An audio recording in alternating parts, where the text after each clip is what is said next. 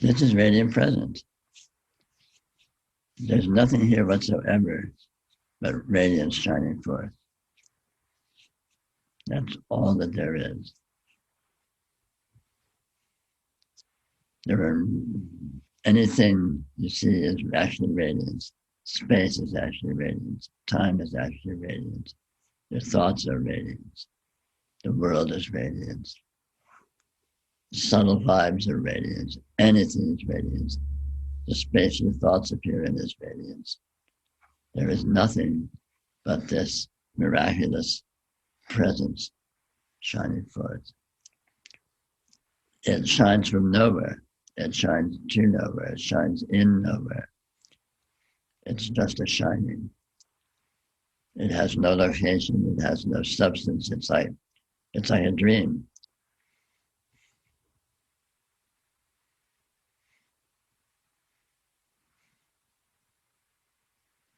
Nothing but this radiance. It can appear with infinite different perspectives, infinite different apparent orientations, different ways it can seem to be. And its inherent consciousness, its inherent self-engagement can follow and move through all of these different perspectives, all of these different apparent contexts effortlessly and spontaneously, and it does. And all of this, all of that is nothing whatsoever other than this miraculous radiance shining forth. That's it. There's nothing else. There is absolutely nothing else. The radiance is absolute fullness, absolute completeness, absolute anything. It can be anything. It can look like anything. It can shine forth as anything. But it shines forth precisely as it does, appears exactly as it is, but never becomes anything other than this miraculous presence, this miraculous light shining. There's nothing else whatever happening here.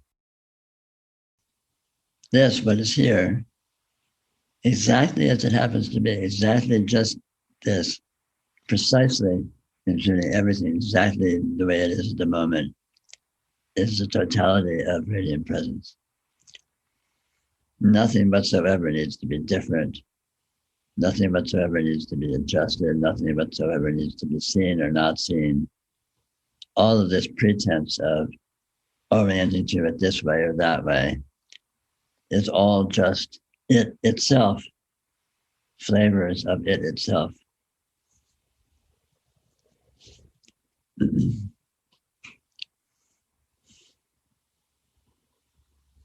This is it.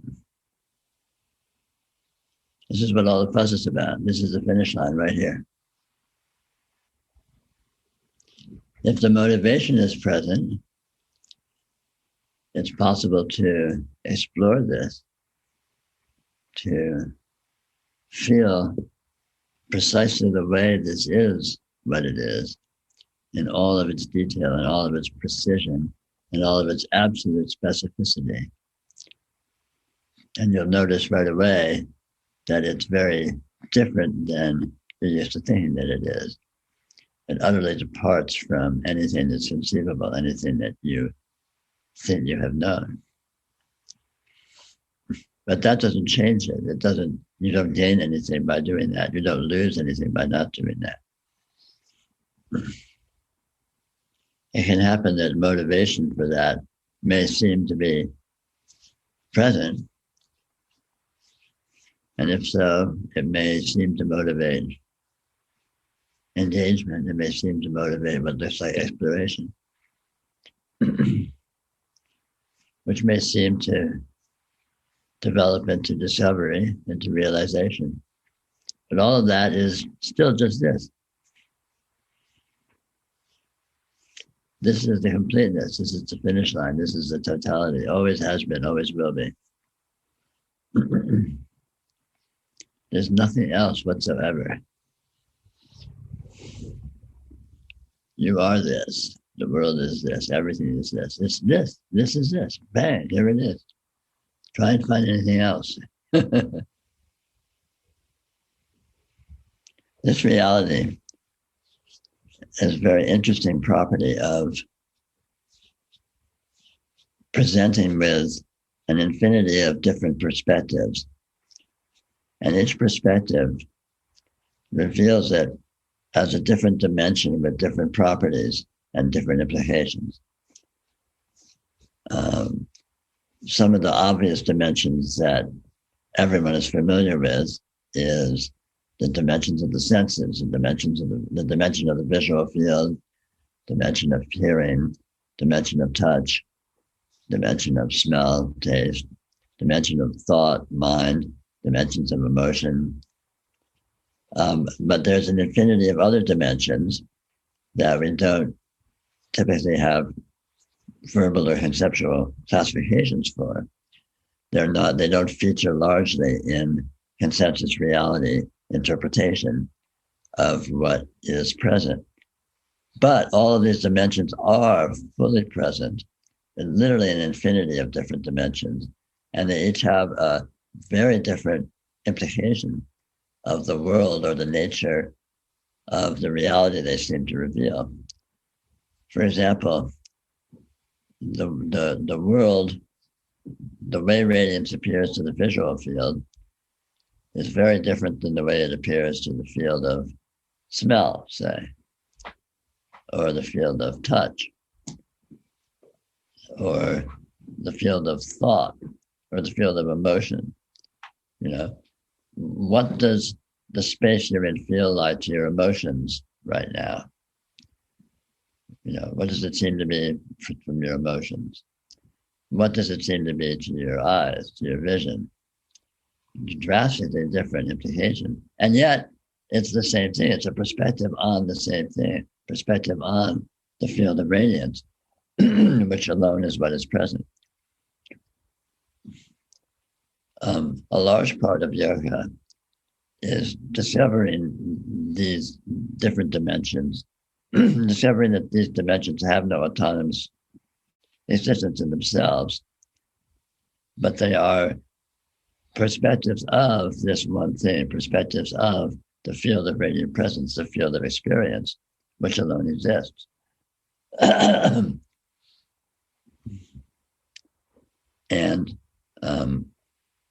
none of these perspectives are true in themselves or are, have any preeminence over some other dimension, some other perspective, some other implication of what this is like. So each of these perspectives has value. Each of these perspectives has, a profound meaningfulness that can be extracted or can be inhabited by implication through the engagement with these perspectives and the immersion in these perspectives. But, the open-endedness of the radiance itself becomes much more clearly revealed the greater the range of these different perspectives are all acknowledged and all being explored. In a normal consensus reality approach to experience, the five senses have first predominance, and the mind is not particularly acknowledged as being a perspective. It's just assumed to be, an interpretation of the world of the five senses. And then the five senses are all sort of smeared together as if they were all one perspective, perhaps, without necessarily acknowledging how different they are from each other, how different the perspective revealed by each sense field is from the perspective and implications revealed by the other sense fields. And then, of course, the same applies even more so when you start getting into perspectives that are non-sensory or extrasensory, perspectives of intuition, perspectives of, imagination, perspectives of, let's say, a non-conceptual intelligence.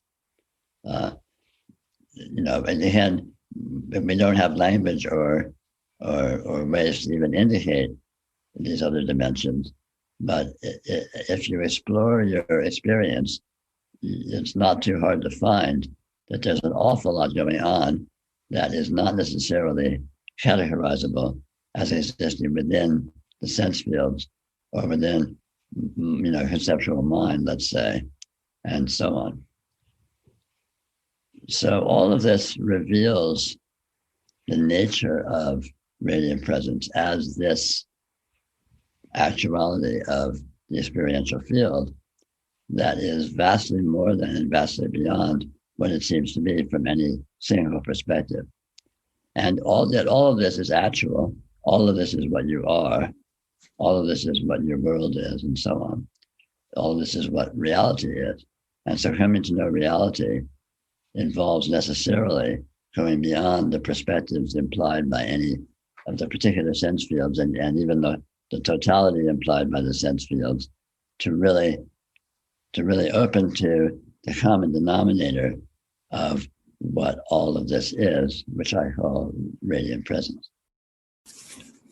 One of the most interesting aspects of radiant presence is that it's completely protean.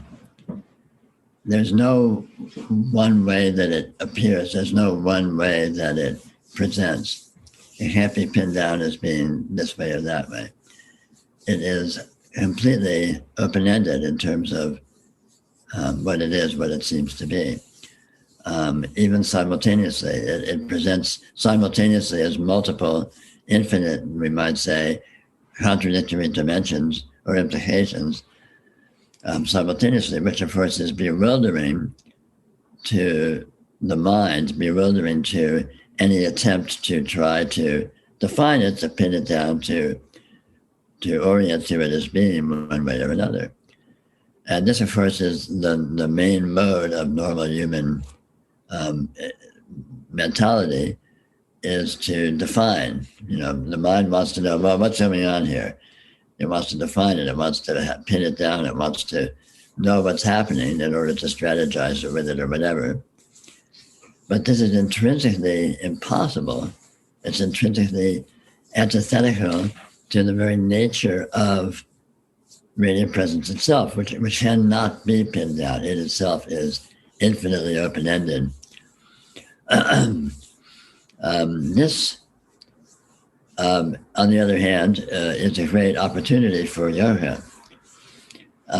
Any actuality whatsoever, any experience is amenable to being experienced in very different ways.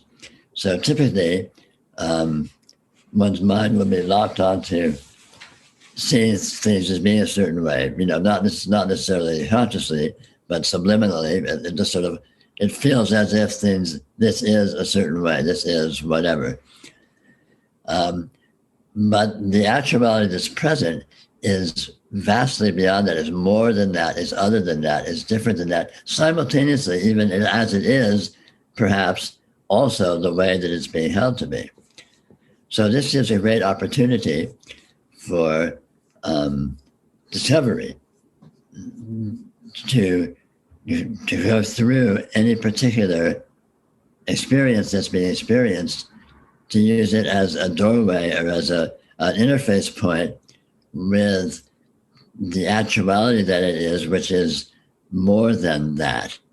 It opens, any actuality opens into infinity, opens into the radiance when what is actually present, the actual experiential presence is recognized, is engaged with. This is the essence. We've had some chats in recent days about the left-hand path and this sort of thing. This is the essence of the left-hand path, is that one does not need to escape a challenging situation to get to something that is superior, something that's better, something that's free of that. You can actually go through, so to speak, metaphorically speaking, and then perhaps literally, go through whatever is experientially present to discover that it is intrinsically already beyond what it is seeming to be. So it's intrinsically beyond whatever problematic or challenging nature it may be presenting as. There's only one fact, what we call experience. when you come into this world, experience is all that there is. And then you're exposed to all sorts of information about what this experience supposedly is. You learn about supposedly what your body is, what the world is, what interrelationships are, what beings are, what things are. And all this information that we're taught, we naively assume to be accurate. We hold it to be true. We think that we're being given the real goods. This is how things really are. But unfortunately, that's not the case. Unfortunately, all the information we've been given about what this is are simplified hypotheses, simplified theories about it. This itself, experience itself, is beyond anything that can be thought, anything that can be thought to be, any way that it can thought to work, or what it can be thought to consist of. So yoga consists of going back to basics, of examining what is experience. So I suspend all the ideas of what I've held it to be, that I'm this body, this human being that's dependent upon a body living in an objective world and so on. And just go back to basics. So start from the fact of experience. Here's experience, period, bang, this that is here. What is it? And looking from that perspective, what is this that is here? Discover for yourself without recourse to theories or explanations or ideas. You discover what experience is by experiencing, which of course is always happening. But of course, also we're used to bypassing the fact of experience and going right to our narratives of what's happening. I'm sitting in a room talking on a computer. So that's the narrative. But what's the experience? The experience is just this that's here. This fact that is doing itself, this condition that's doing itself. And so if I forget about computer, forget about talking, forget about a room, just this that is here, this presence. How is it? What is it that it is? How is it being what it is being? Not analytically, not conceptually, just experientially, feeling the way that it is what it is. And on this basis, you re-educate yourself as to what experience is, what this is that is here.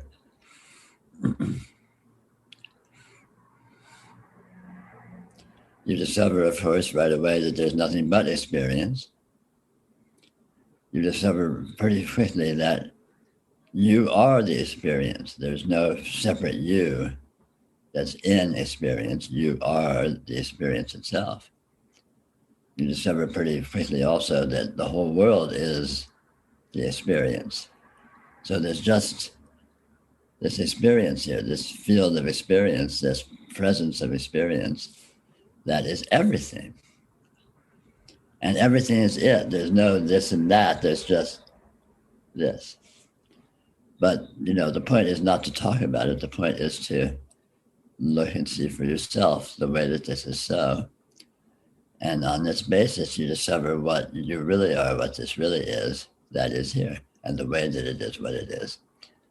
And you discover that it's vastly beyond what the consensus reality holds it to be, what you've been taught that it is, what humans generally hold it to be. And this is yoga. The yoga of radiant presence, the yoga of experience. We discuss a lot of intricacies and complexities in these talks, but it's very important to understand that yoga, true spirituality, is about one thing: this being, this presence that is right here, coming to see that this alone exists. This being, this presence is all that there is. It appears as all of this incredible information, the radiance that I call it, all of this, all of the what seems to be going on, all of the incredible information of the senses and the mind and other energy and presence, all this amazing complexity of experience. It appears as that, but all of that is nothing other than this being, this presence. There's only one being, this being that is your being, the being of your experience, the being of your world, right here, right now, is everything, is all that exists. It is one thing. It includes itself and all of this intricacy, all of this information, all this radiance is nothing other than it. This being, this wholeness, this fullness does not depend upon what it looks like. It does not depend upon all of this amazing light show of qualities that seems to be appearing in the instant. All of these apparitions are constantly coming and going with no stability, with no repeatability, with absolute spontaneity.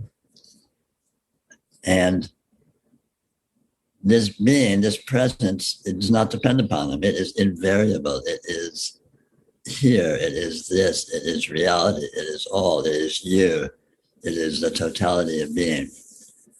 Coming to recognize this fact, the fact of this being, that is alone exists and that you are it, that it is everything, and that this being exists beyond space and time.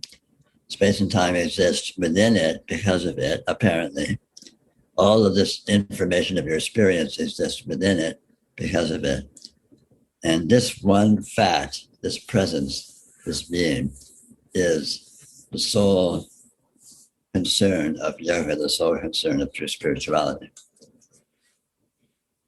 Simply feeling this being, simply just noticing that this being is, letting yourself feel it, letting yourself notice the absolute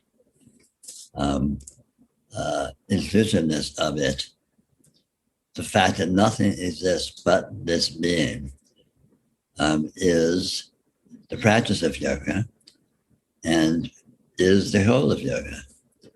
And it's already always been happening. You've never felt anything other than this presence, the presence of your experience. Do not underestimate the power of this. Do not underestimate the importance of this. This is everything. This is the totality. This is one simple fact. The practice of yoga is always the same. It consists of exploring reality by feeling the presence of this being, which is right here, right now, always. Never anything other than right here, right now, of course. Sensitively and intelligently. In feeling this, it's very obvious that there is nothing but this. Nothing can be found but the present moment. All event, all reality, all actuality occurs now. All actuality occurs here. This is self-evident. Feeling this here now, feeling this presence, this beingness that is here, is an exercise of a profound, irrational, inherent intelligence that is always operating as the engagement of experience itself. The very process of experiencing is the exercise of this intelligence, this inherent intelligence. It's not something that you need to do, or it's not something you could possibly not do. It's always happening. This spontaneous experiencing is the exercise of this incredible, inconceivable, profound intelligence. And it is this intelligence that is the intelligence that explores itself, it explores presence in yoga. And it's also this intelligence that recognizes itself, recognizes what this is in yoga. It's this intelligence that can non-linearly and without process, without concepts, assimilate the profound nature, the profound revelation of the quality of what this is, the way that this is what it is, which cannot be conceived of, it cannot be described, but it can be and is known most intimately. And it's already being known intimately just as experiencing, the very act of experiencing, which is always spontaneously occurring, of course. But recognizing this spontaneity, recognizing this nature more and more fully, more and more profoundly is the practice of yoga. What is this? What is this that's here? What is this reality right here? This reality of your being, this reality of your experience. What is it?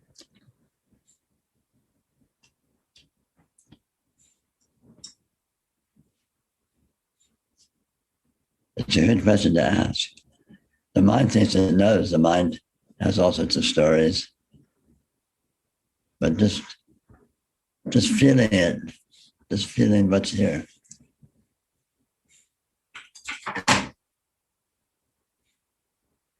And ask that question, what is this? What is this that's here?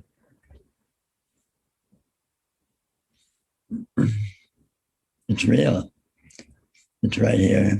It's right now. Always.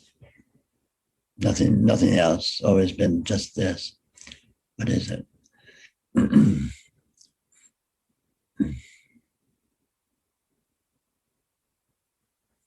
That's the only question that matters. And the answer is this itself. It's the only answer that matters. It's the only answer that there is, in fact. Any question whatsoever that you've asked, the answer is actually this. What's an electron? This. What's society? This. What are human beings? This. What's health? This. What's insanity? This. Any question you want to ask, the answer is this itself right here.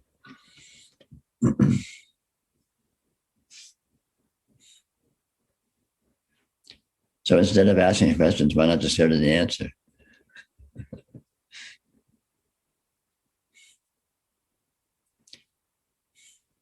Of course, you never left the answer. You've never had anything but the answer. But to let yourself notice that, to let yourself recognize that, enables you to relax into it, really enjoying it, to really appreciate this richness, this inconceivable, miraculous weirdness that you are, that this is.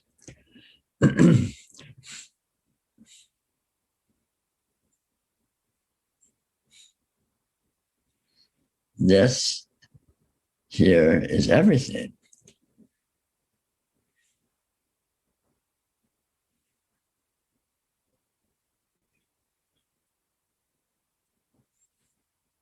Everything is this. You are this. This is this. It's this one actuality, this one reality. It's always right here, right now. Complete fullness, complete completeness, never lacking anything.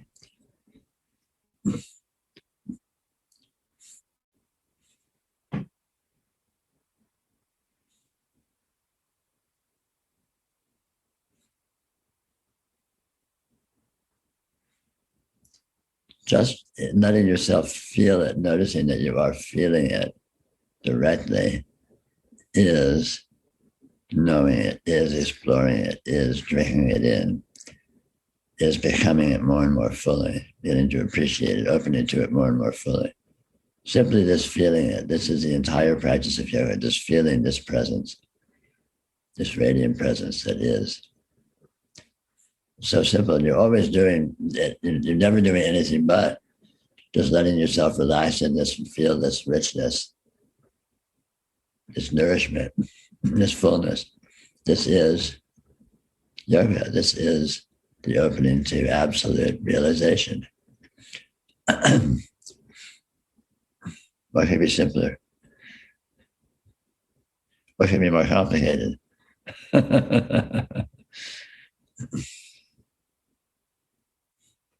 This is one thing. This that is here is one thing.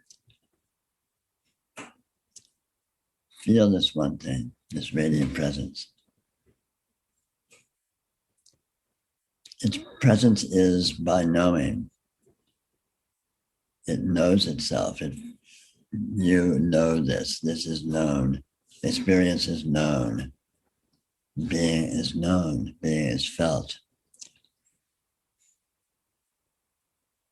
This presence is self-evident. In feeling it and knowing it, it reveals itself. It communicates itself.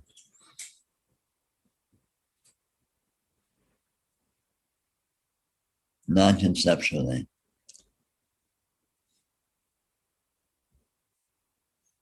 As an infinity of dimensions, as an infinity of perspectives and nonlinear implications, information, a richness of qualities, a sea of richness.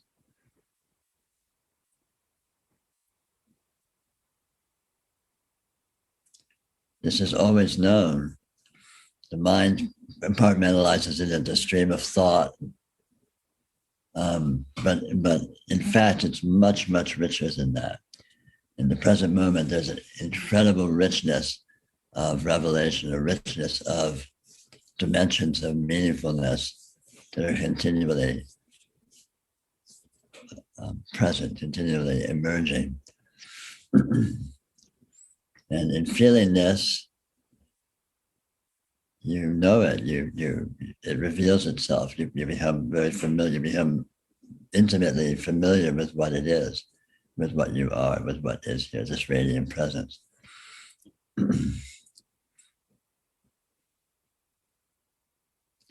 That's the entirety of yoga.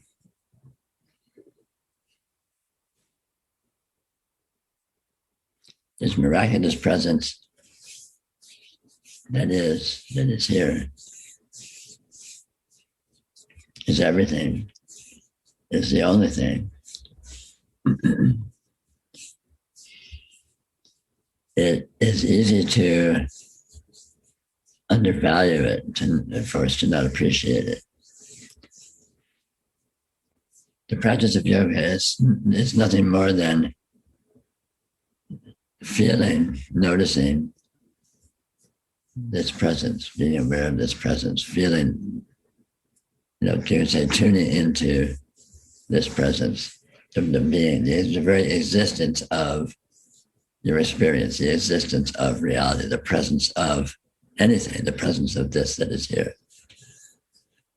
It's easy to take that for granted. Well, of course this is here. Of course it is. As if that was just an inert fact, just an interesting philosophical point. It is not. The being of what is here is a verb. It is doing itself. It is being in a most active sense. This is shining forth. This is like the presence of your being is like a bomb going off. It's like the sun shining. Well, it literally is the sun shining. If you look at the shining of the sun, you're looking at the being of your presence. And all of your experience is a sun shining very actively right here, right now. Now, we may not notice it's active because if you're sitting quietly in a room, it just seems like, well, nothing's going on. I'm just sitting here. But in actual fact, all of your experience is radiating, is shining forth, is exploding. All of this information is dynamically, being thrust into being experienced. And this is the motive force of yoga. This is the motive force of reality. This the existential dynamism of being, of isness. Not as a philosophical notion, not as an interesting, possibility, but the immediate physical, metaphysical fact of this isness, ising, is all power, is all event, is all profundity. This this does everything. The radiance of presence, the shining forth of all these qualities, is all of that is being done. My body appears because of this shining forth. My personality appears. The world appears. The sun appears. Everything is appearing right here, right now, because of this shining forth. It's like a movie projector or something. It's just very dynamically doing itself, being itself.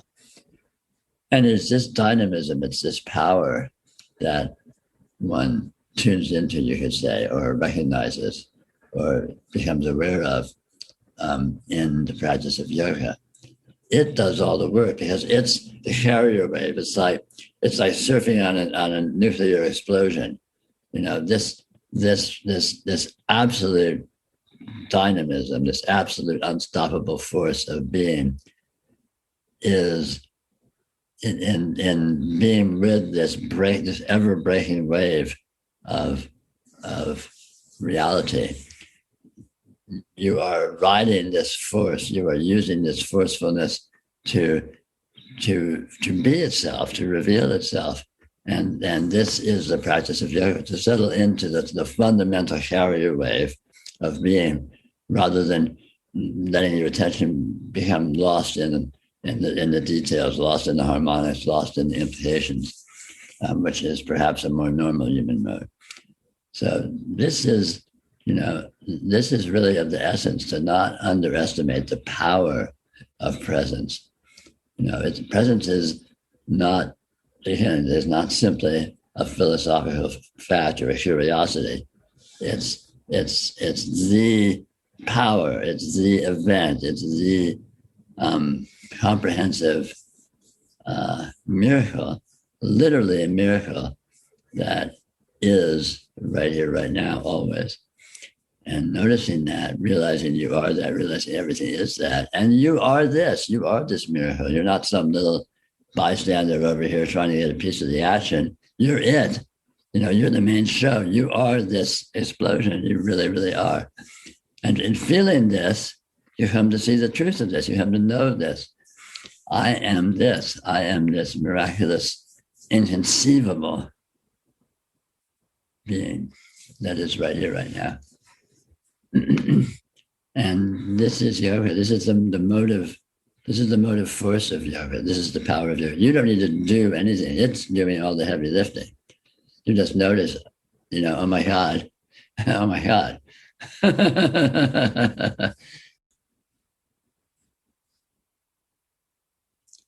Your reality, what you are and what your circumstances are not what they seem to be. They're not what you think they are. The power of mind, the power of consciousness to interpret and define is incredible. Unfortunately, this defining is inaccurate. What is actually here is beyond definability. It cannot be defined just due to its inherent nature of what it is. It cannot be conceived of.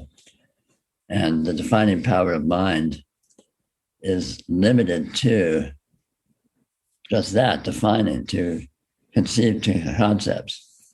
So therefore, there's an inherent mismatch between the power of consciousness to define what it is, to define what's happening here, and the actuality that is happening here. Recently, there was some discussion about, the head and the heart, which is a euphemism for these two aspects of one's experience. The fact that there is this overwhelmingly powerful defining activity of mind that's always going on, unstoppably, in the context of the felt actuality, which is beyond definability. Of course, it's simplistic to think of it as head and heart, and to take that literally is more misunderstanding. But these two aspects of ways of approaching and ways of orienting to your being are very obvious. The ordinary defined mode, which, of course, as human beings, we're very well indoctrinated in. This is the normal mode that we use socially in our education, with our language, with all of our symbol systems, and so on. And then, by contrast with that, there's the felt knowing of experience, which is absolutely intimate, immediate, spontaneous, instantaneous, which reveals its actual nature as inconceivable, as undefinable. And it is learning to recognize this felt knowing of one's reality that constitutes yoga. The process of investigating your experience through this felt knowing, in distinction from our ordinary mode of defining it, enables you to reorient yourself to feeling yourself and feeling your reality as it actually is, as this absolute inconceivable infinity that is present, in distinction with the limited, small, dependent human self that you may be in the habit of thinking of yourself as being.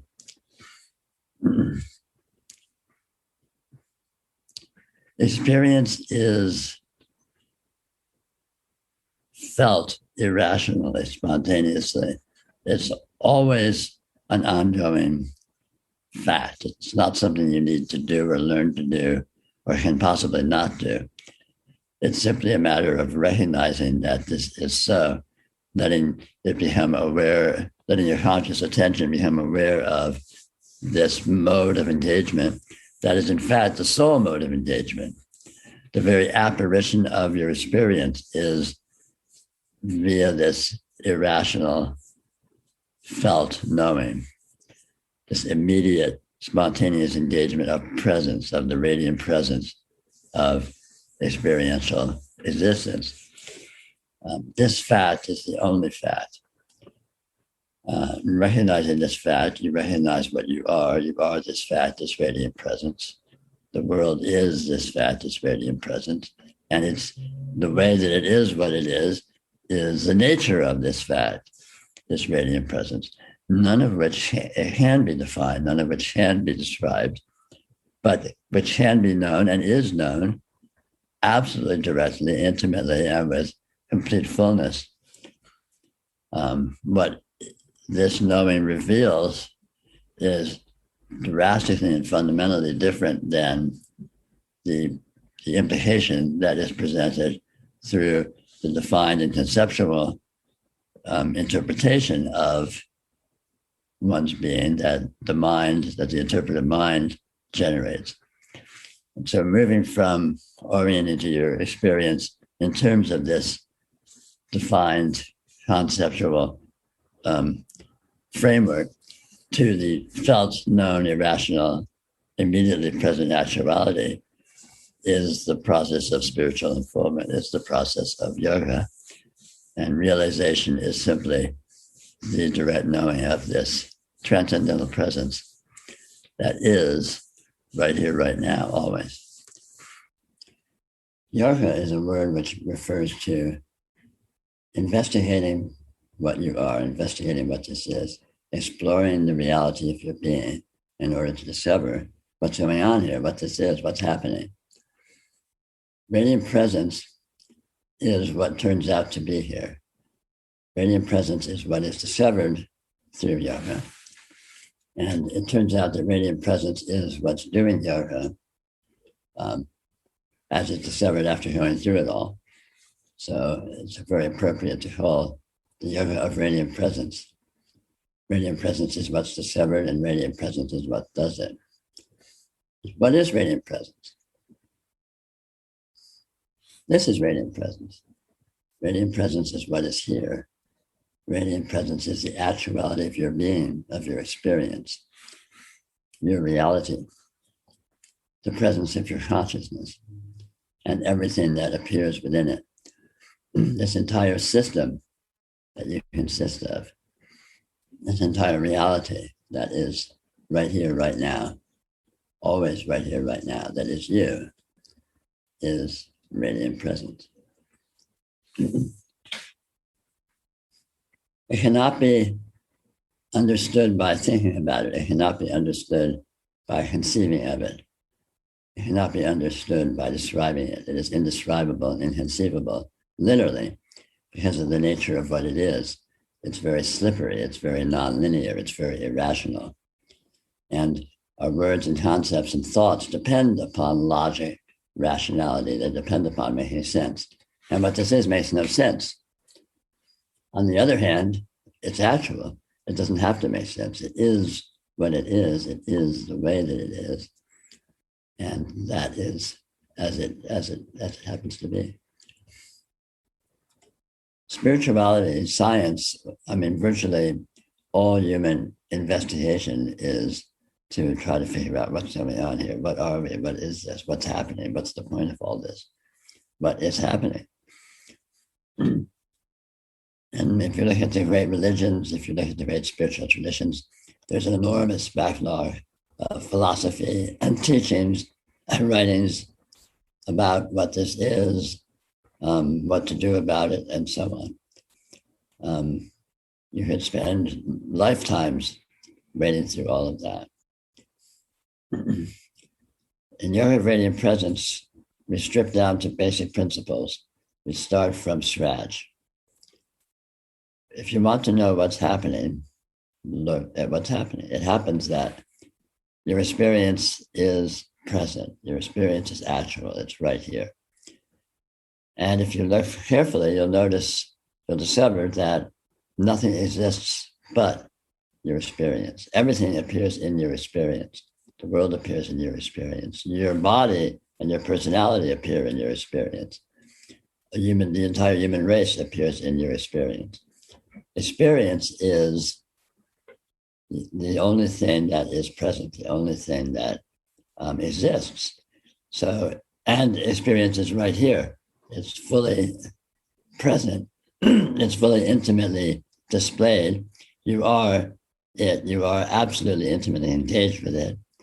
So you can investigate it. You can explore it. What is this experience? What is this that is here? And your radiant presence is exactly that. Looking at this that is here, looking at your being, looking at your experience. One of the things that one discovers fairly quickly in investigating experience is the way that it is beyond what we are used to thinking about it as being implies. It is strange, it is slippery, it is unresolvable, it is it's difficult to pin down, it's difficult to isolate, it's difficult to separate into concrete separate things. It seems to be in a continuum, it seems to include itself, it seems to be more like a dream than like a collection of objectively existing stable things that are sitting in some objective environment. So this discovery leads one very rapidly to move beyond what you're used to thinking that it is, to move beyond what you're used to interpreting yourself as being and the world as being, and to look firsthand at what actually is here. What is this experience? How is it what it is? What is it that is occurring, and in what way does it occur?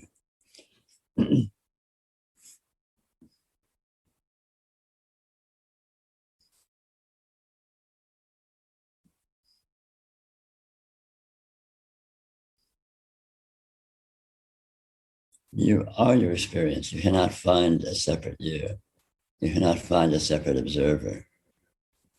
There is this bubble of being, this that includes everything, your experience, your reality.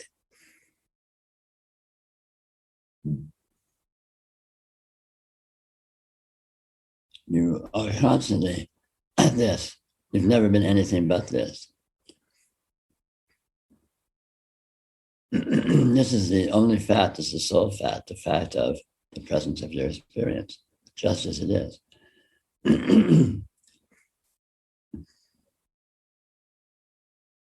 It is absolutely indescribable. It cannot be conceived of. It cannot be structuralized. It can't be mapped out. It can't be deconstructed into separate components or separate aspects.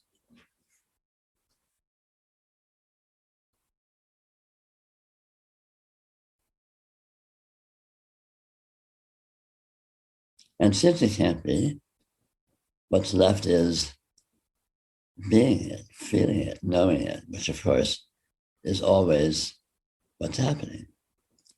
And conveniently, this is the very practice, the very path of the yoga of radiant presence, is to be your experience, to feel your experience, to do so intimately, with sensitivity and intelligence, and without preconception, simply feeling what is here, feeling this being, this presence.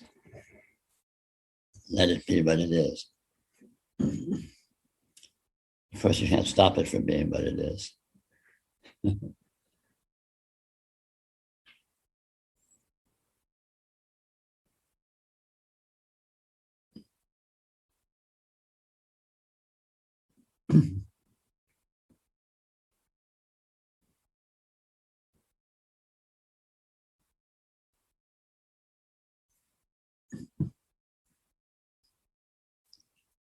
One of the most interesting things about this is the way it is infinitely patterned. There's so much detail of information that presents an experience.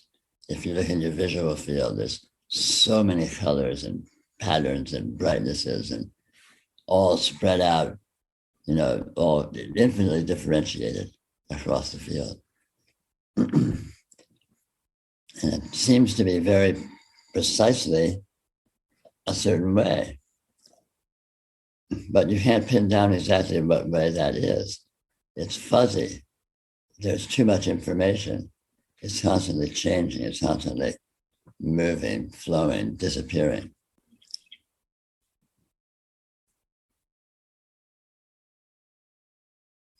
The unresolvability of these patterns.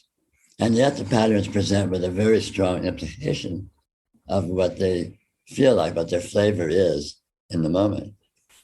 This paradox of the way patterning appears seemingly focused on its nature and at the same time unfindable, at the same time beyond that, beyond being limited to that perspective, beyond being limited to that single way of being, is ever present. This is the challenge of unresolvability. And this is really the challenge in yoga, the challenge in spirituality. We come to spirituality because we think we're in a certain situation, we think certain things are going on. And there's evidence for that. There's all of our experience, which seems to support our theory, this superficial presentation of the way the patterns seem to be. And it stands up, it holds water, it actually presents like that. And yet, even though the superficial implication of the patterning is present, if you don't stop there, if you look more closely and look at the way the patterning actually presents itself, you then discover this unresolvability. You then discover this richness that even though the patterning is the way that it presents, it's more than that. It's more than itself, which is a very strange thing. How can it be more than itself? And yet it is.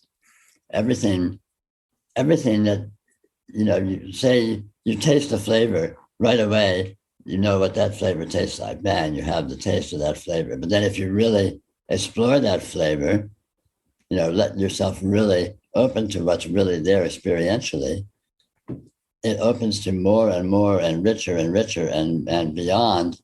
It's not that your first hit, the superficial aspect of it, is not present, but there's so much more than that is present. It's made up of much more than itself, and all of that is made up of more than itself, and all of that is made up of more than itself forever. So that there's a coexistence of the superficial, seemingly coherent nature of the pattern, and then the fact that that is made up of an infinity of unresolvable qualities that do not come together into a nice coherent whole. They do not come together into simplicity, into resolution. On the contrary, they open and open and open and open forever into more and more difference. The mind likes to seize on things as being one way or another. Either things are the way that they are, or they aren't the way that they are. Things are they're black or they're white. But the way the patterning of experience works is both and. It's a very strange condition where things do have a simple, superficial quality, a superficial nature, and simultaneously they're utterly beyond that. This strangeness is one of the subtler things that we encounter in yoga, one of the subtler things to learn to assimilate, to learn to grasp. And to learn to be with this demands moving beyond the conscious mind, demands moving beyond a conceptual approach to their experience. A conceptual approach, which we're all familiar with, means it's describable. You can have a narrative. You can say, I am Peter Brown and I'm sitting in a chair, I'm sitting in a room, I'm looking at a computer, I'm talking. So there's a description. So that's a superficial aspect of things, conceptually described. It's all true as far as it goes. So that's like a superficial aspect of the patterning that presents. But then if I start going into more detail, say in the visual field, that but there's this color right here, and this color right here, and this color right here, and this color right here, and this color right here. I could look at this for eternity, and I still wouldn't get to the end of what is present in one instant. And even that is already gone, because the next instant, everything is shifted, everything is different, everything has morphed into something else, never to repeat. So the coexistence of the narratable, conceivable, describable aspect of things and the fundamental infinity of incoherence, of unresolvability that it's all made of is of the essence in the nature of what this is. And to be able to see this fully, to be able to be with this fully, demands moving beyond the conscious mind into the inherent intelligence.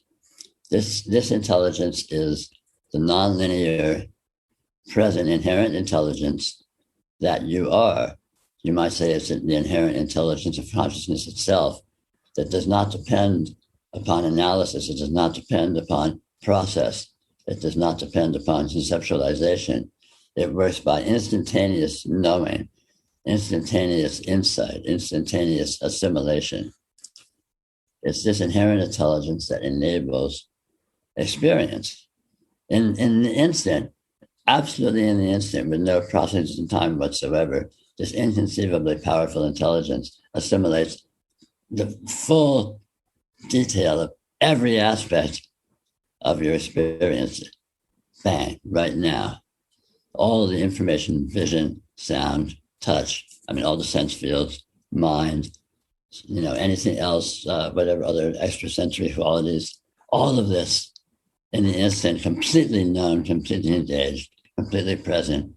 And this is done through the power of this inherent intelligence. conscious mind is merely a very small offshoot of this inherent intelligence. In normal human orientation, inherent intelligence is not really acknowledged. We think of ourselves, we think of our mind as our mind, our thinking mind, our consciously processing mind. And we think of ourselves as that mind. We aren't really aware typically of this inherent intelligence.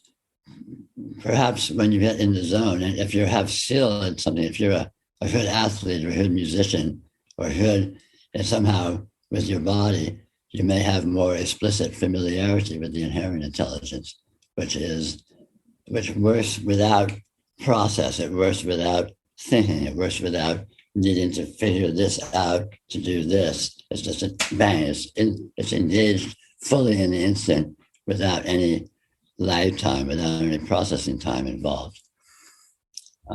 But it also does not use words. It does not use concepts. So it's essentially invisible from the point of view of the conceptual mind. But this inherent intelligence, of course, is the intelligence that is how you move your body. If you move your fingers, how do you do that? I couldn't possibly do that by thinking about it. I couldn't describe, oh, I have to move this muscle, then I move this muscle, then, it's just instantly done. Emotion, the breathing, the metabolism, all of this is being done by this inherent intelligence, which is what I am, but what this is. The experiential field consists of and operates by this inherent intelligence. So coming to recognize the inherent intelligence is part and parcel of yoga, of the unfoldment into yoga. And ultimately one re-identifies, instead of identifying with the conscious mind, one's identification moves down and settles to identifying with the inherent intelligence. And as one does so, one also ceases to identify with the body and identifies instead with the full morphic field, with the full field of experience as one's embodiment, which is the full energy manifestation of the field of radiant presence, the full energy manifestation of the experiential field, which is, in fact, what you are. That's your true body.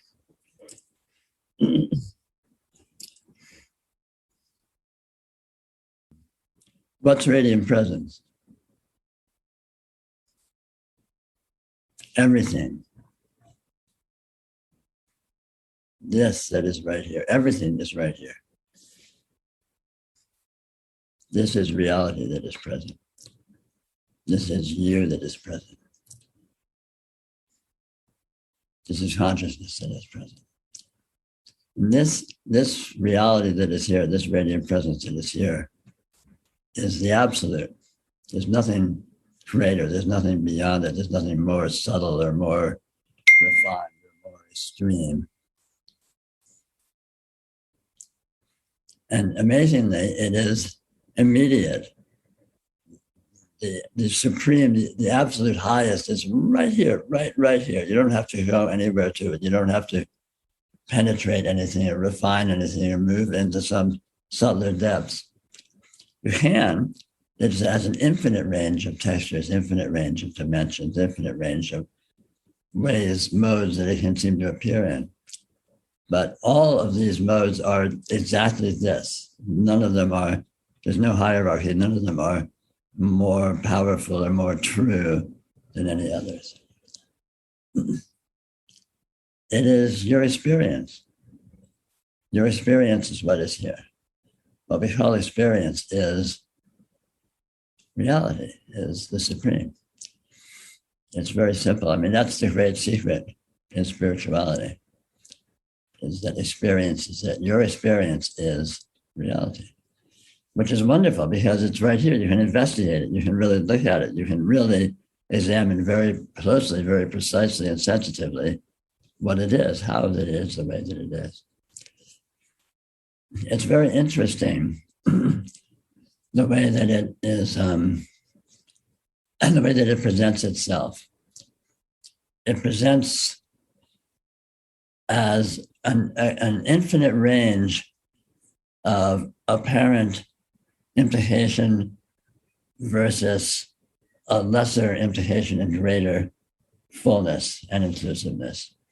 As if at one extreme of the spectrum, it's just a pure full light, nothing else.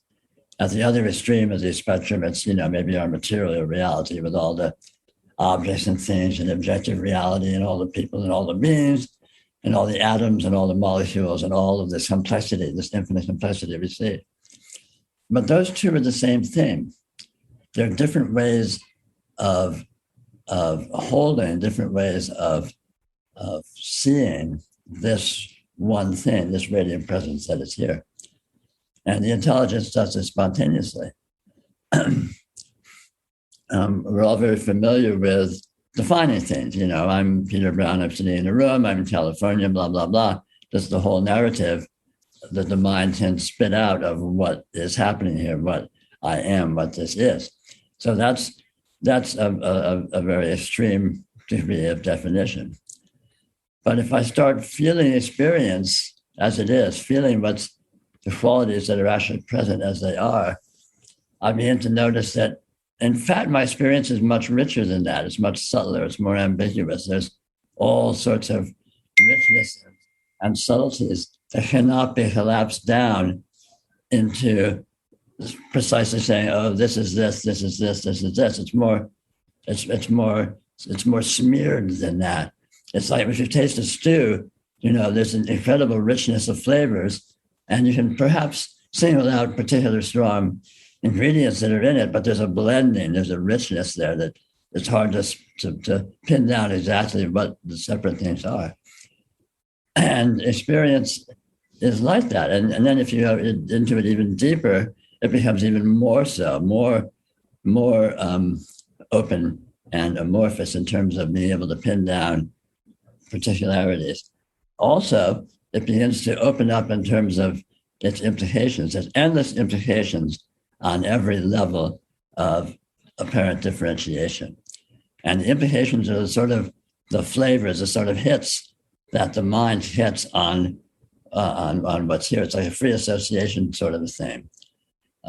So in being with experience, there's this endless sort of a unfoldment of nuance, of implication of, it's like this, it's like this, it's like this. I mean, not necessarily delineated like that. As I speak about it, I'm putting it into words.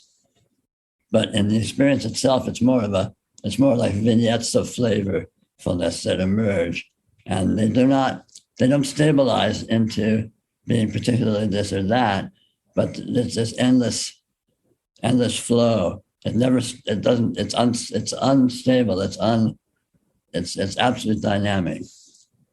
And then if you go into it even deeper, it becomes even richer and more inclusive. And it becomes more and more difficult to talk about, of course, because with words, we're in the realm of the describable, we're in the realm of the delineatable. But fortunately, it's very easy to feel this. It's very easy to notice this.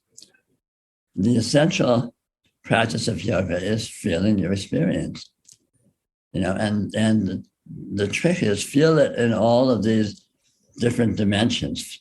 Feel the level of well-defined. We're all very familiar with that. That's our normal waking human experience, where we can say what's happening and say who we are. Then if you go deeper, you start getting into sort of flavors and moods and vibes. Deeper than that, and it starts to get wonderfully weird and luscious, and you can say less and less about it, what it's actually like, and so on. But you can go deeper still and deeper still and deeper still. And eventually, it essentially leaves form altogether. But it's not specifically like that either, because you can't pin down what it is. You can't resolve how it is at any of these levels, any of these dimensions. The important fact is that all of these different dimensions, all these different perspectives on the radiance are all of the same value. And they're all true, they're all real, they're all actual. There are ways that this can seem to be. There's no hierarchy of value. This is better than that. that's better than this. And becoming familiar with the range of these modes, and just letting your awareness be free to drift among them and find its own center of gravity is what freedom looks like. This is the yoga of radiant presence, exploring this that is here. Let's start with some advanced yoga.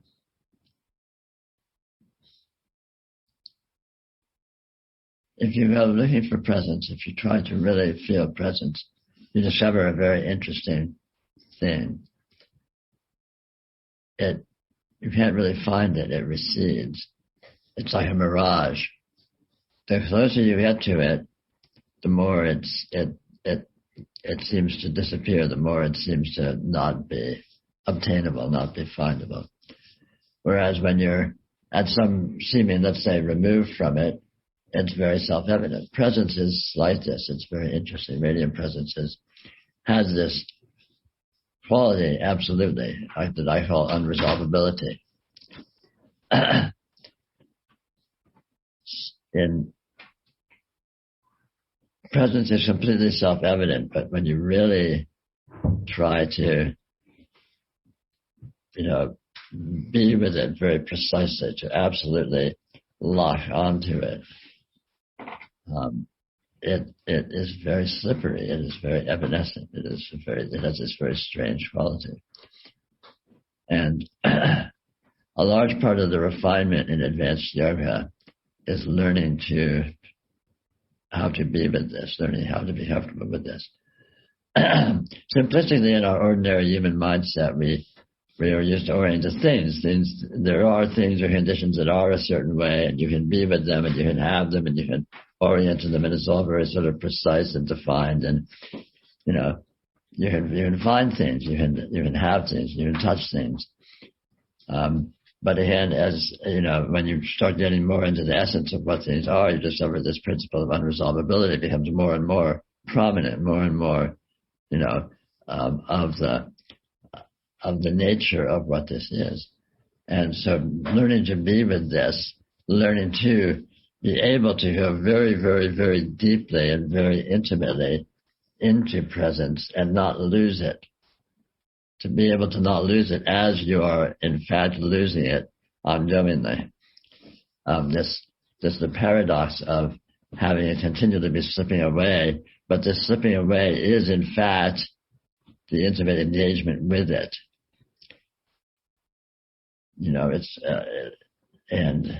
It's something that cannot be conceptualized, and it can't really be verbalized very well. But it's this allowing it to be freely what it is, allowing it to slip away, and it continually slips away. But at the same time, you'll notice that it doesn't go anywhere. So it's this paradoxical letting go of it, while at the same time intimately being immersed in it. That enables a more and more intimate engagement with it, a more and more intimate exploration of it, yogically. It's something that is, you discover for yourself. You discover it in the course of your own exploration, and this is an important point, because it can be very easy to slip away into a concept unknowingly, and that of course is the worst case. To look for it, and you think you found something, and if you think you found something, then you've gone astray, because you will never find anything. You'll always be losing everything. It'll always be slipping away. In fact, one of the basic principles of yoga that I talked about several years ago is that if there seems to be anything whatsoever, that means do more yoga. There, anything that seems to be something, anything that seems to be findable, anything that seems to be a thing, is a sign that you are oriented to fantasies, you're oriented to concepts. Whereas actuality itself is this very strange condition of being completely self-evident, completely actual, immediately present, obviously so, self-verifyingly so, and yet you can never really find it, you can never land on it, it never resolves to actually being anything particularly this or that. And yet it is very, very precisely this way. It's very, very precisely this. There's nothing vague about it. It's absolutely precise. It's absolutely very definitely this way that it is. And finding this precision, finding this specific nature of this mirage-like quality, this unresolvability that is yet completely present, completely intimately one within this, one in this being, one in this presence, one in your reality, is really the high water mark of yoga. This is radiant presence. It alone exists. This reality that is present is the soul reality, is the intrusive reality. There is nothing else. This immediate presence of your being, of your experience.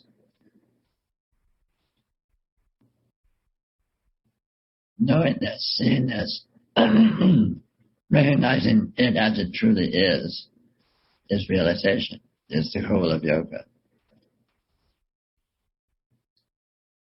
You have always known it completely, but it can be confusing because the mind is powerful to interpret it, to misinterpret it, and all of the mind's interpretations are inaccurate.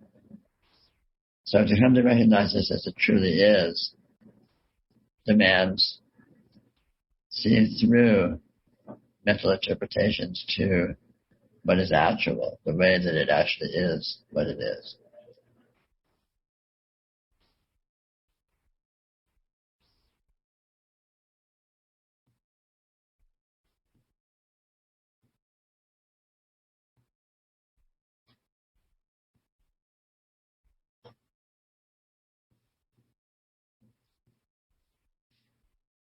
This is a lot easier in some ways than one might expect because you're already fully engaged with this as it is. You're already fully being this as it is. The presence of your experience has always been the full and complete presence of reality. The veneer of the overlay of the mental interpretations, even though it seems so comprehensive and so powerful, is a very small event taking place within this vast presence of your actual being, the actual radiant presence, the presence of the experiential field.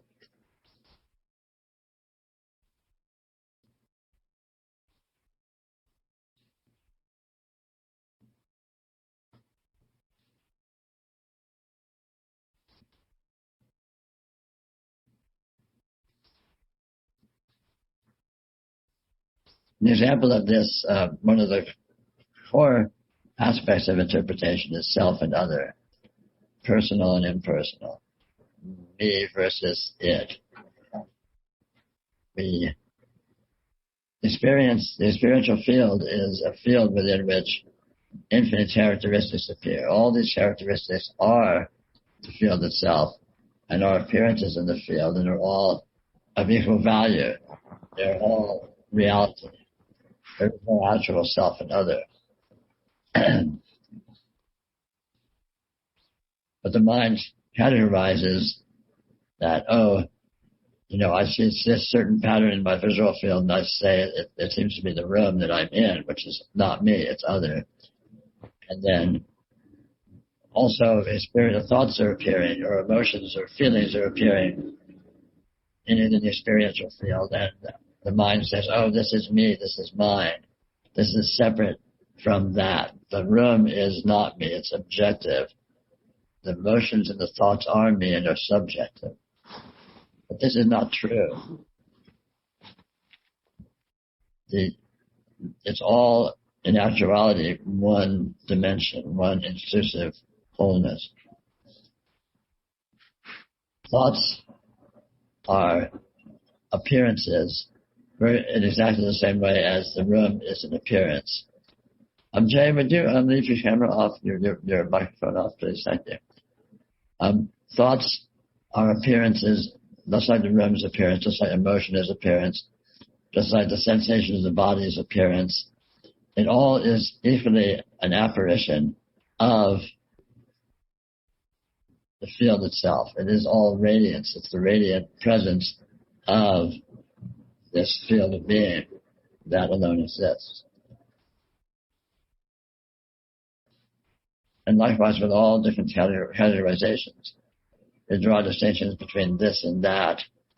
We have this object, that object, this situation, this, this being, that being.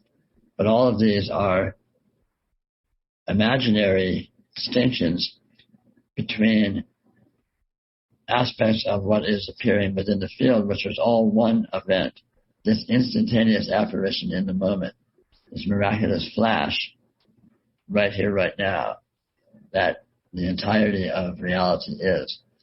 And it's unified, it's one thing, it's one whole, one intelligent milieu of profundity, of meaningfulness, of value. And this value is what you are. This value, this intelligence is the meaning of your being, the meaning of your existence, the meaning of your life. This reality that is here is a flash. It's an instantaneous shining forth. Just right now, the entirety of reality appearing miraculously.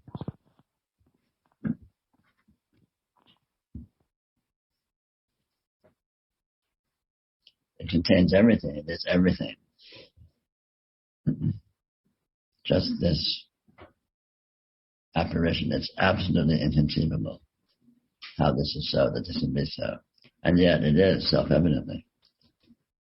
All of the intricacies, inconceivable intricacies of your world, the world, your life, your history, your relationships, your personality, science, the laws of physics, the intricacies of geology, the history of the earth, of the climate change, the intricacies of astronomy, the distant galaxies and their interrelationships with them. All of this appears right now with no backstory. There's no way that can make any sense. There's no way you can wrap your head around that or, rationalize it or turn it into something that is conceivable. And yet it is true. This radiant presence, this shining forth right here, right now, is everything. And the big story, the big surprise in a way is it's you. You are this shining forth. You are this explosion right now of all of reality. This right now is literally the Big Bang. This is what the Big Bang looks like right now. And you're not in it. You are it. You're doing it. You're in the entirety of it. You're doing it. You're being done.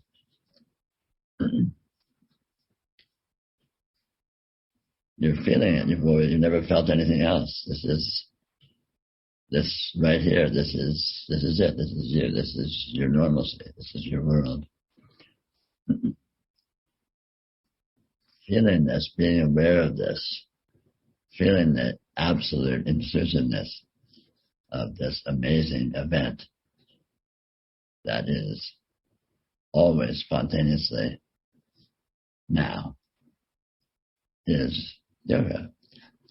Feeling the truth of this. And the fact that this is you. You are not something within this. You are not a portion of this. You are not some creation of this. You know, many of the aspects that we may be used to identifying as ourselves are appearing. You know, the personality appears, the body appears, emotions appear. All of these sort of elements that constitute partialized aspects of you appear, but you are the totality itself, including everything that you are not perhaps in the habit of classifying as you. You know, the room you're in is appearing right now is you. The world outside the window is appearing right now is you. It's exactly like a dream. In a dream, you appear in the dream, and whatever world you seem to be in appears in the dream. It all appears right now, right here, however intricate it is. Whatever backstory is necessary for the plot is just sort of grandfathered in instantaneously. The dream doesn't need to say, wait a minute, I need to go back and create the history of the elements of this dream in order to have what's happening in the moment make sense. It just poof, instantly, right here, bang, it's all just here. And this is how this works. This is how this is. It's mind-boggling, literally, completely mind-boggling. It's totally irrational, and yet it's the fact. It's the truth.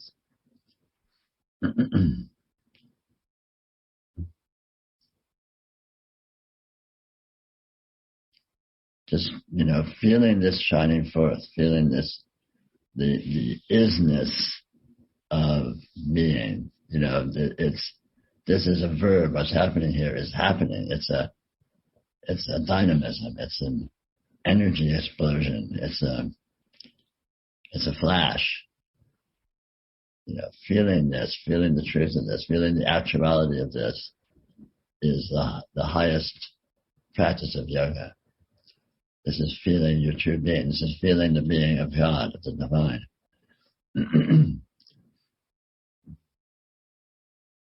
People usually relate to what this is in terms of what it looks like. What it looks like is relatively unimportant. It's what it is that matters.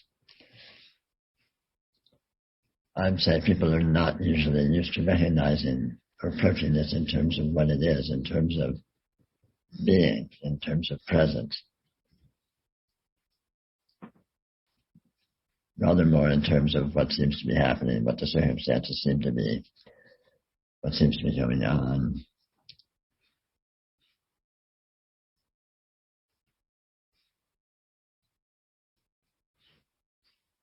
What it is, this presence, is what's important, is what you are. It is totally independent of what it looks like.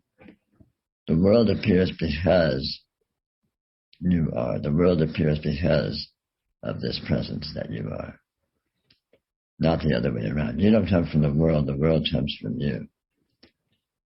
Presence, being, is not an abstract idea. It's not a philosophical notion. It's the one concrete fact. This fact of being, this isness. Feel this presence. This is, right? That's undeniable. Just feel, this is. I am right here. This is. It's absolutely obvious. We don't usually pay much attention to it because it applies to everything. It applies to, it's not really immediately relevant in terms of the details of our day-to-day business. So we don't give it much attention. But in fact, this being, this presence, is what's important. It's the one thing that is here. It's the one thing that's always here. Appearances come and go, They come and go because of the being. They come and go within being. And you are not an appearance. Your body appears, your world appears, your circumstances appear, your life appears. You are not that. You are the being that within which that occurs and which causes that to appear.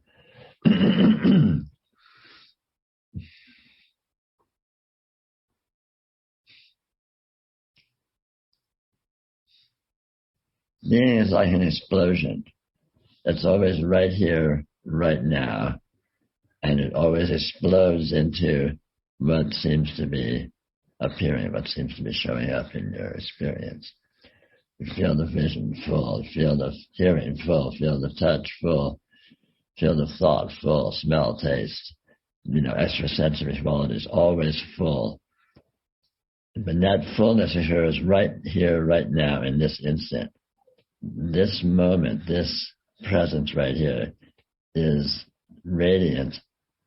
The radiance is this incredible fullness of qualities, of the qualities that becomes the basis for interpreting your circumstances, interpreting your world, interpreting your body, all these other things.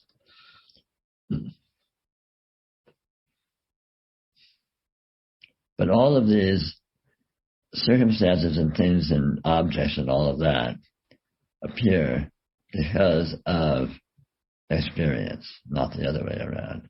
Experience is the one thing that's actually here. Presence is the one thing that's actually here. Consciousness is the one thing that's actually here. And all of these circumstances, all these incredible elaborations, infinite elaborations that fill your experience right now, always, appear because of this being. And what you are is invariable. What you are right now is the same thing you were when you were 2, the same thing you're going to be on your deathbed, the same thing you're going to be after you die. This being, this presence that exists, is truly what you are.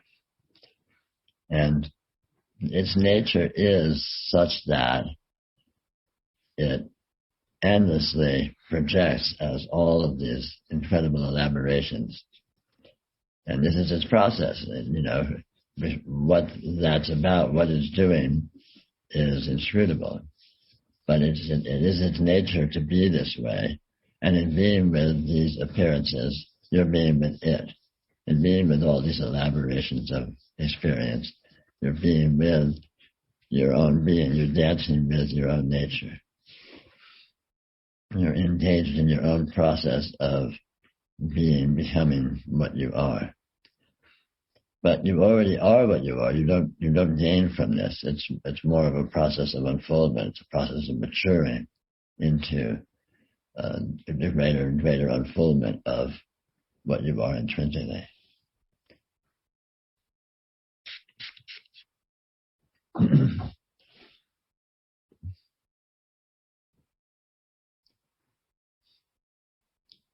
In yoga, the path is to become more aware of the fundamental presence, the fundamental being. Ordinarily, of course, we're very absorbed in the circumstances that seem to be going on around us. In yoga, we examine that. We look at the whole context of experience itself. We notice presence. We notice the relationship between consciousness and form. We notice the instantaneity, the spontaneity, the absolute impermanence, the absolute instantaneous nature, without any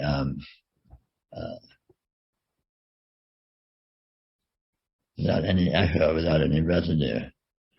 Everything happens now. And exactly what happens now is gone forever. Anything you experience, you will never experience again. It's gone forever. In the instant, not with some duration, not like you experience this for a second or two and then it's gone. No. Right now, what you're experiencing is already gone. Always already gone, always disappearing. You can notice these qualities, these interesting aspects of the way this works, the way radiant presence is what it is. And in doing so, we settle into, we tune into our own intrinsic nature because we are this.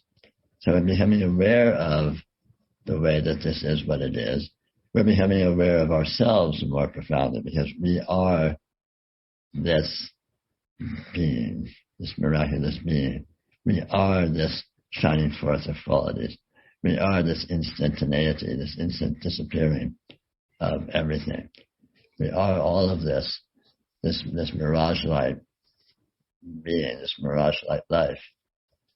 And in feeling this, in letting ourselves tune into this, become aware of this, recognize this, we open more fully to our nature, and we become free of the difficult implications of our misinterpretation of what we are when we think we're a human being that's trapped in a body, that's trapped in a life, that's trapped in difficult circumstances, that's going to die, that's going to suffer all of these things. And we discover that all of this is a more of a dreamlike nature, and that what's actually happening here, this amazing radiant presence, is miraculous, eternal, invulnerable, completely full, completely rich, completely nourishing, and lacking nothing. And in this immediate perception, in this self-verifying knowing that this is so, we come to recognize what we are, what this is. And this is yoga. This is the whole of yoga. This being that is right here is the source of everything. When I say this being, I'm not talking about an abstraction. It's not a philosophical idea, some concept of being. This actual presence, this realness of your experience right here, the reason this feels real, the real this feels actual, what's happening right here, your experience, this presence. This is the source of everything. It's an actuality. It's in fact the only actuality. This being that is right here is concrete. It is what everything is made of. It's what everything comes from. It's what everything exists within. The nature of this being is such that it shows up to itself as all of this elaboration, endless elaboration, that we experience as all of the contents of our experience, all our senses and our thought and emotion and just everything, any experience whatsoever that shows up is this being itself, by its very nature, presenting these elaborations to itself. What it's doing or why it's doing it, of course, is inconceivable. But you can know this directly. You can know this being. You are nothing other than this being. This being is the source of everything. Your body appears within this being. Your personality and your thoughts and emotions and so on appear within this being, as well as everything else that you may think of as not you, the world, other people, etc. But all of this is your being presenting itself to itself. All these elaborations come from and exist within this being.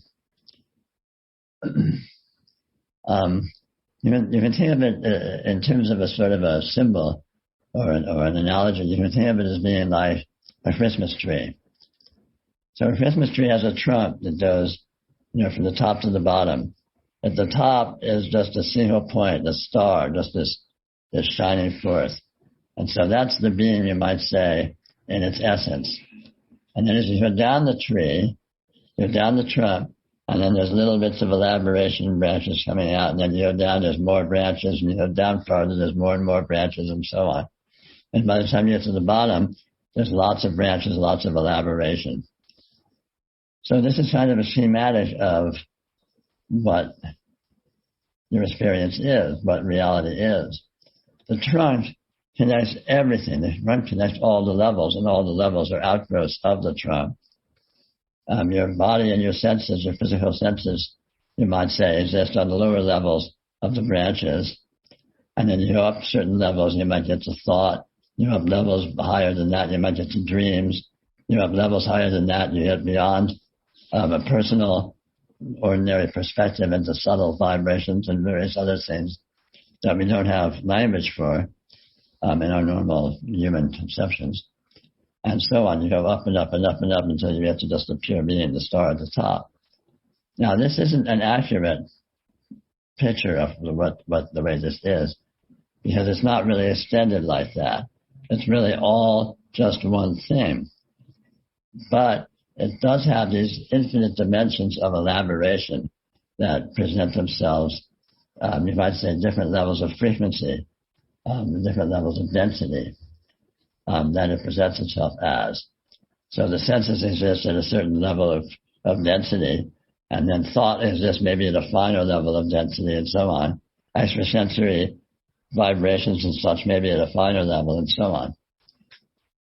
And all of these frequencies come from being, come from the source of being itself. It's just within being, or made of being, and are not in any way separate from being. In other words, it's not like being is here and then it makes all of these things outside of itself. It's more like a dream, where the dreaming is here and the dream presents itself to itself as all of this elaboration and events and everything that seems to happen in the dream. But nothing's really been made. There's nothing really there. It just looks like that. It's like a display. And so likewise here, there's nothing here but being. This is what you are. This is what this is. This is the source of reality. The source never goes beyond itself. This is the source. But it looks like all of these different dimensions of elaboration, different densities, and so on. In feeling this simple being, this simple presence, the actuality of your experience, just the simple normalcy of I am here, this is here, you are feeling the very essence of reality. You are feeling the totality. And you are this totality. You are not limited to your body, your mind, your personality. These are occurring within you, as is everything. But you are the totality itself. You are the presence itself, the radiant presence. You are the being. I'm going to talk about the relationship between appearances and the whole, between appearances and radiant presence itself. The classical example of this, is a wave in the ocean. Of course. There's particular waves, and some of them are little ripples, and some of them are huge breakers, and some of them are tidal waves, tsunamis that wipe out whole cities and all of that. But all the waves are just particular expressions of the ocean. The ocean is what's really there, and the waves show up as the particular expressions of this. Now, analogously, in our human experience, everything that we ordinarily focus on in the normal human, relational context is waves, particular things, particular people, particular situations, particular objects, and so on. All of which are isolated in the imagination, out of the whole, out of the context, and we relate to these things as if they were separate, more or less standalone entities. And typically we don't have much awareness of the fullness of the sea, of the entirety that all of these particularities are expressions of. Now, to understand what's going on here, which of course is the point of yoga, it's essential to have more of a sense of the fullness of the context of what's actually here, the radiant presence. And as you open to this, it becomes clearer and clearer that the particulars are expressions of radiant presence. The particulars are not expressions of themselves. They don't have autonomous existence in a sense. They don't have a separate individuality. They are, waves of the ocean. They're expressions of the radiant presence. In our ordinary relations with our circumstances, we categorize things as better or worse. We categorize things as bigger or smaller. We categorize things as more powerful or less powerful, and so on. And which is fine, because things show up like that. In terms of the ocean analogy, some waves are big and some waves are small. But the important thing to come to realize is that the big waves don't have their power because of themselves, because they're a big wave, and that's a special thing. The special thing is the ocean, and the nature of the ocean is such that it sometimes generates big waves. And the big waves are showing the power of the ocean, not the power of themselves.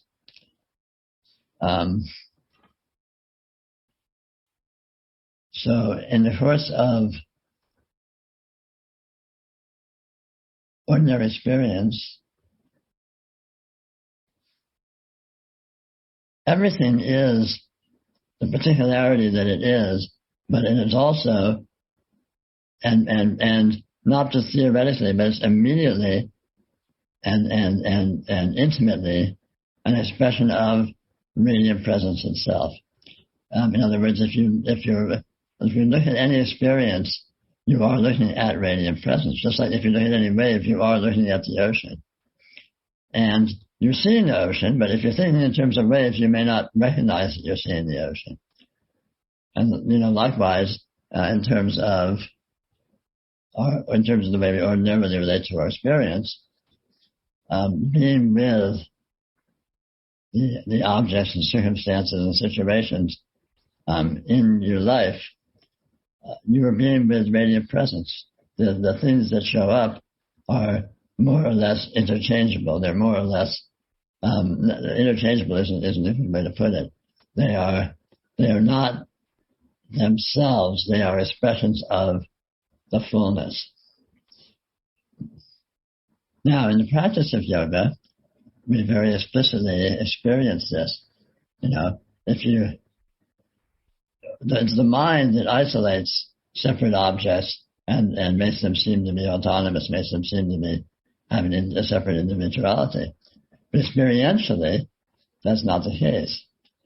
So in yoga, the fundamental technique of yoga is to feel the immediate textural presence of experience, to really feel what's actually here, what you're actually experiencing in real time. Let yourself open to it without preconceptions, without analysis, and let yourself feel exactly what's there. Feel the dynamism of it. Feel the energy of it. Feel it as it actually is. And in doing so, you will discover the amazing qualities that experience intrinsically has.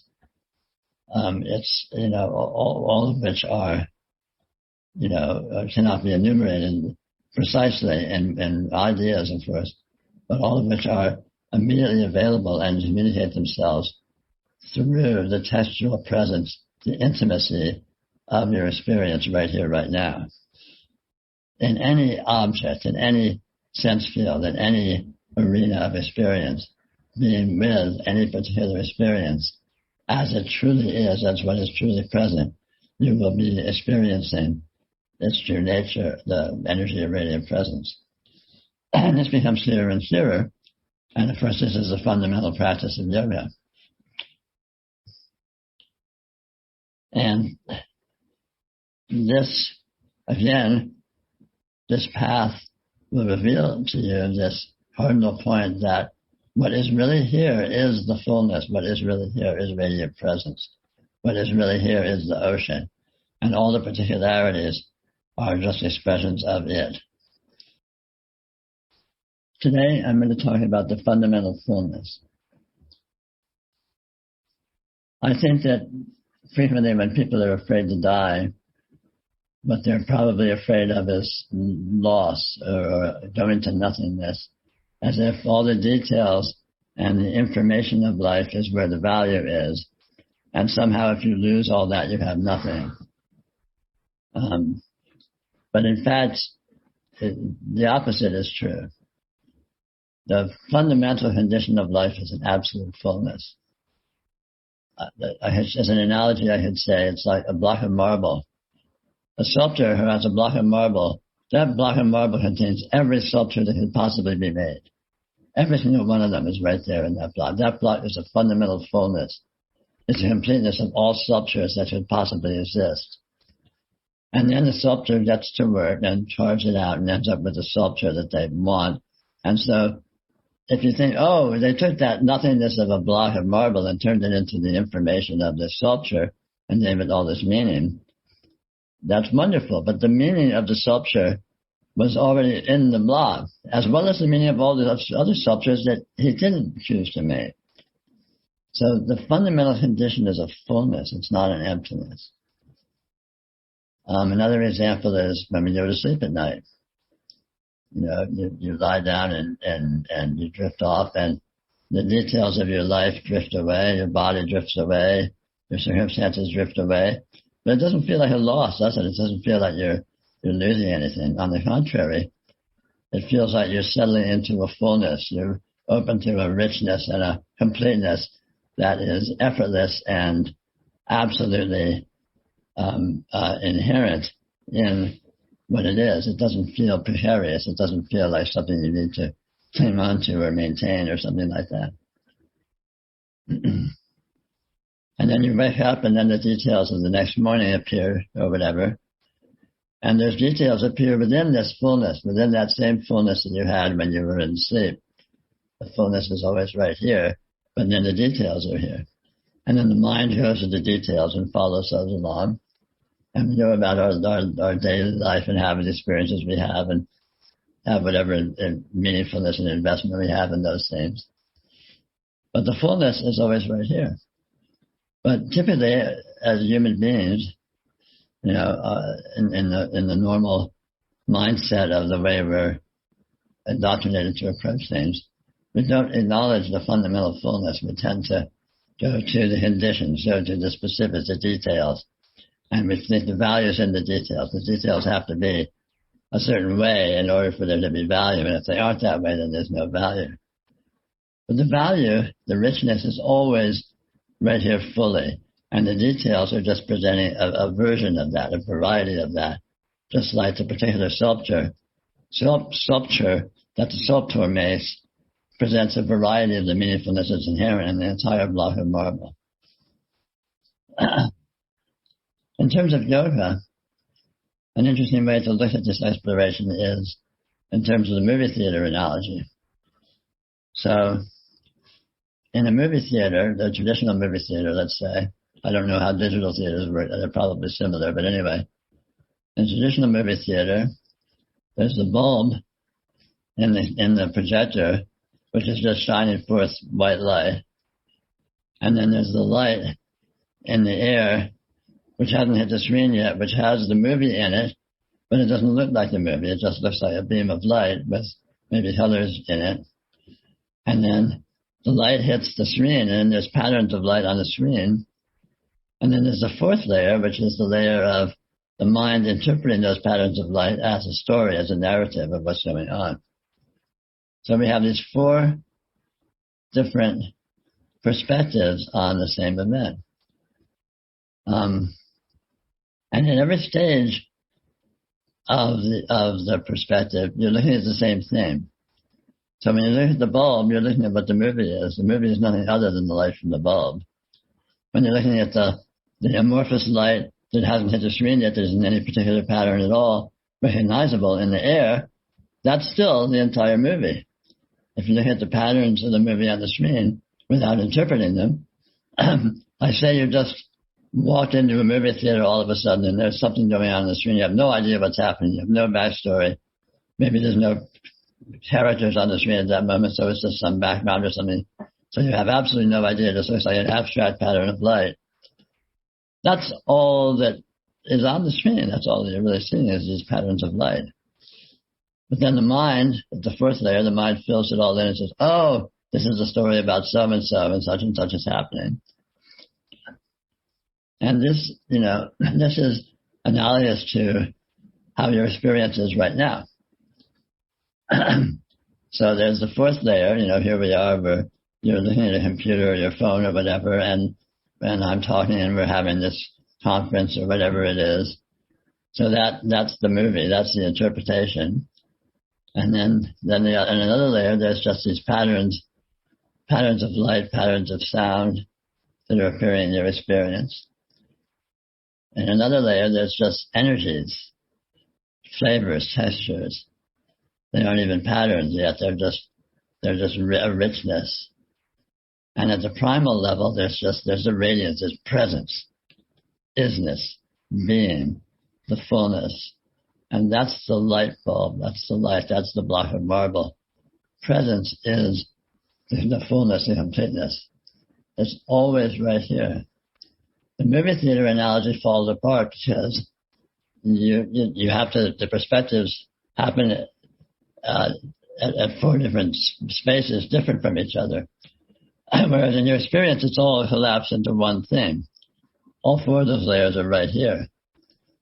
The presence is right here. The light, the fundamental shining forth is right here of the presence, the being, the light bulb, the block of marble, the fullness is right here. And then the fundamental energies, the flavors, the textures that are amorphous, not in any pattern, but the richness of it is all right here. And then the patterns of the actual energies as light, sound, thought, touch, and so on, vibes, whatever, is all right here. And then the narrative is all right here. And the narrative, of course, is where most people spend most of their time in terms of where their attention goes. Oh, what am I doing? What's happening here? What do I want to do? And so on.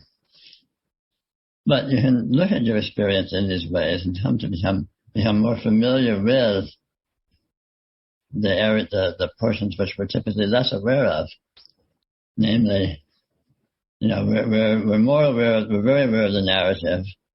We're pretty aware of the patterning.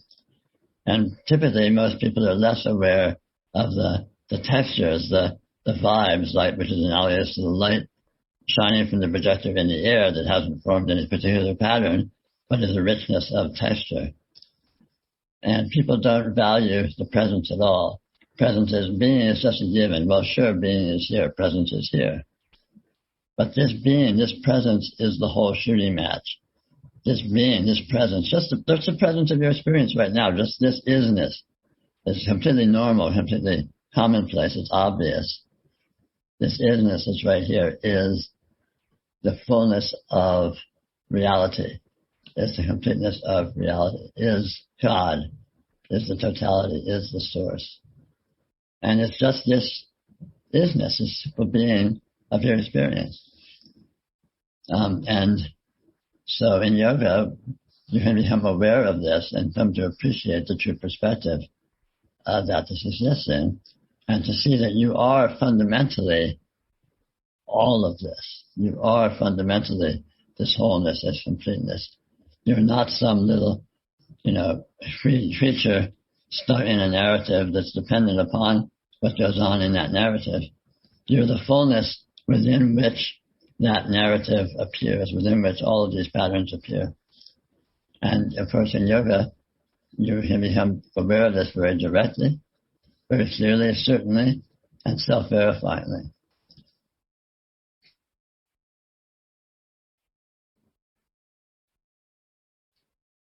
This is radiant presence. That says everything. There's nothing else to say. There's only one thing here. This actuality is a single thing.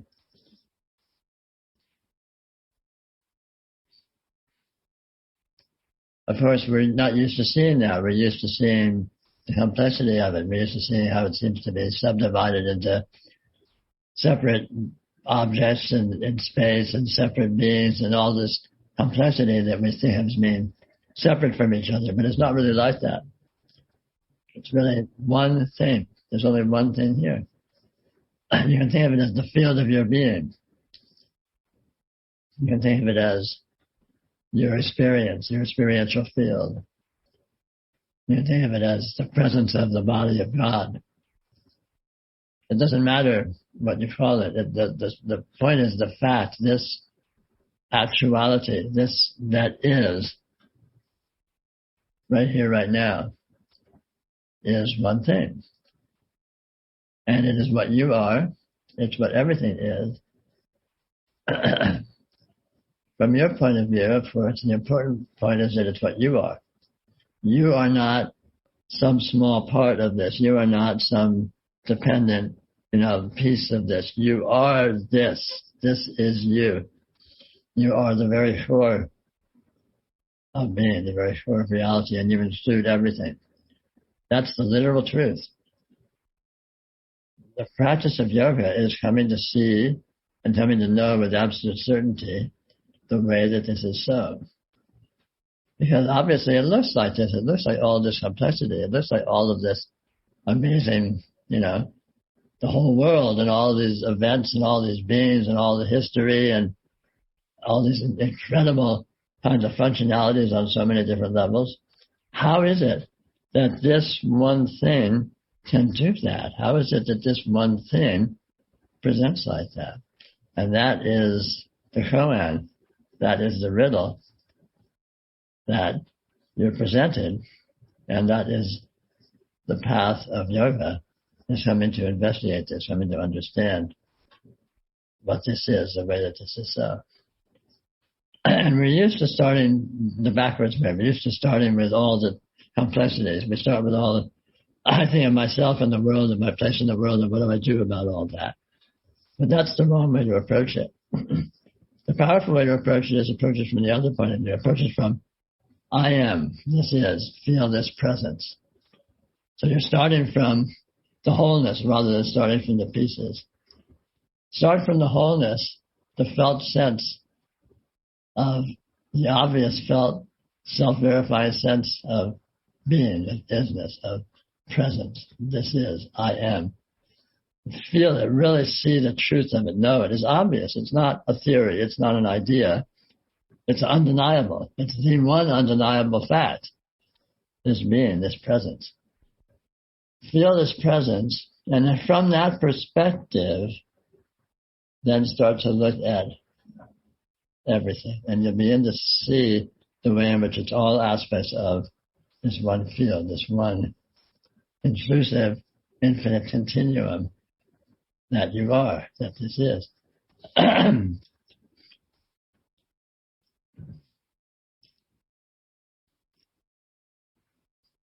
It's the reality of your experience, starting from and staying with that. This immediacy that's right here. And then as you feel this immediacy, feel this presence, you can start to look at things. From the point of view of this presence, what is thought? Well, thought is here. Thought is an aspect of this. What is light? Well, light is here. Light is an aspect of this, and so on. You sort of take an inventory of all the different modes that present themselves, but see it from the context of this wholeness, of this obvious fact of the reality, the actuality, the undeniable actuality. That way you stay grounded in fact, you stay grounded in what is powerfully true. You don't fly off into fantasy and imagination, which of course is what we do when we want to trip ourselves up.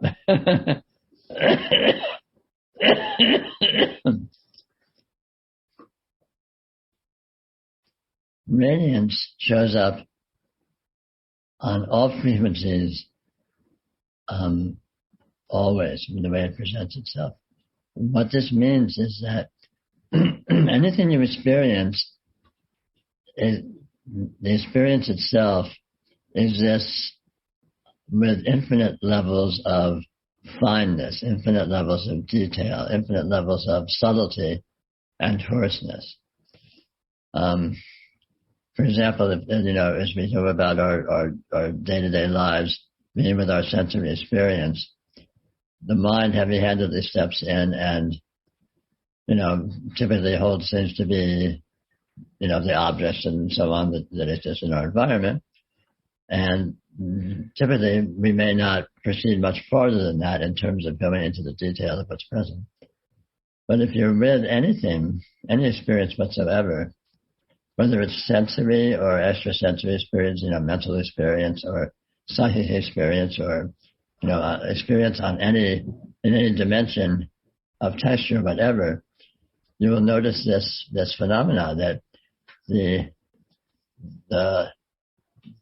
sort of the gross form, the most explicit, obvious, form of what is present. If you're with it, you'll notice it has subtler aspects, and those aspects have even subtler aspects, and those aspects have even subtler aspects in terms of detail, in terms of nuance, in terms of dynamism, and in terms of all sorts of parameters that cannot be specified. So, this is very convenient for yoga because any experience in yoga whatsoever is a starting point, you might say experientially, for an investigation of all of the subtleties of the radiance, the nature of the radiance. Now,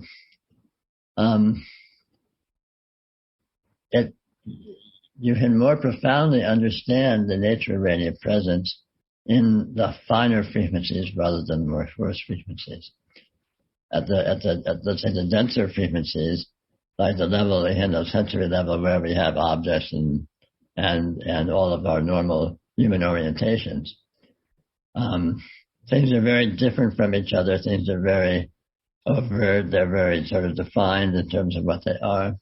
When you start going into the detail, into the higher frequencies of what is present, you discover that the quality of it, the experiential qualities of what is present tends to converge.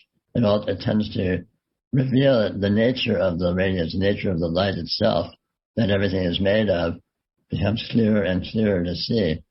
And so by sort of following your experience into these finer textures, into these finer frequencies, you will get a more clear, a more specific idea of what the radiance actually is in itself.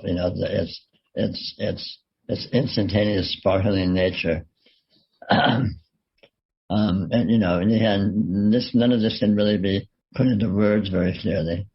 The important thing is to look for yourself in your experience, where you'll be able to find this very clearly and follow it as deeply as you can, and it will reveal to you its nature.